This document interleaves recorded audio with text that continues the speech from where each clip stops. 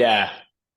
It's the other thing I would say that we're testing that could be really interesting is say you have a top selling SKU, it's FBA, it's prime, click-through rate is very high. That's the ace in your advertising. Why not do FBM bundles, but provide more value?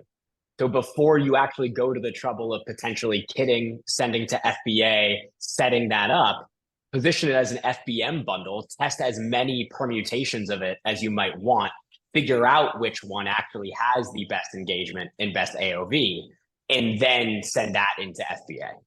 Yeah. Well, you could do virtual bundle.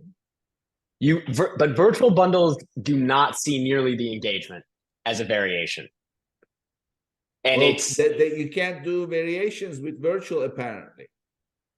No, but you can do variations with anything you want if they're FBM. Yes, you can just make the SKU. Yes, yes. And then you can test every single option before having to kit it and send it to FBA.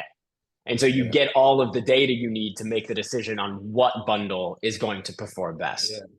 Well, I mean, I'm trying to get away from fulfillment as much as possible so that you can just work with data. But we discovered that, that same client that had that 10 variations, they sell floor kits, and one variation has 300 square feet.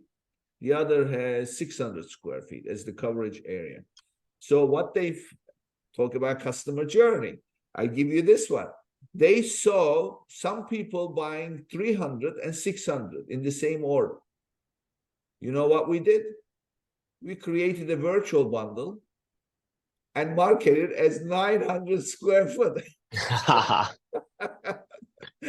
Yeah. So we didn't even advertise. No PPC running on it, no nothing. It just was a listing we created as a virtual bundle.